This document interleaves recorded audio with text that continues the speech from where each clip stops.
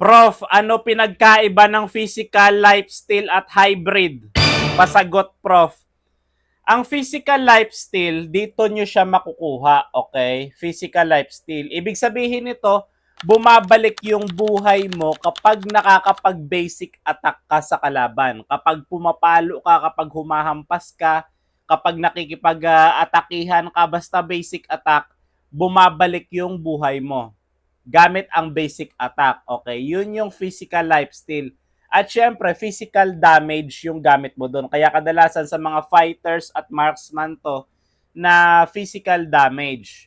Samantalang ang hybrid lifestyle naman, bumabalik yung buhay mo sa pamamagitan ng basic attack at pinaghalong spell vamp. Okay? Basic attack, nakikinabang ka kapag hybrid lifestyle, bumabalik buhay mo. At ganun rin sa spell vamp. Ibig sabihin kapag yung skill mo tumatama sa kalaban, halimbawa Lapu, yung skill ni Lapu tumama sa kalaban, bumabalik yung buhay. Okay? So sa skill at basic attack naman ang hybrid lifestyle. Okay? Ibig sabihin mas maganda ang hybrid lifestyle kumpara sa physical lifestyle. Kasi ang physical lifestyle ay nakafocus lang sa basic attack. Samantalang yung hybrid lifestyle naman, basic attack plus skills. Bumabalik ang buhay mo. At sana nasagot ko yung tanong mo.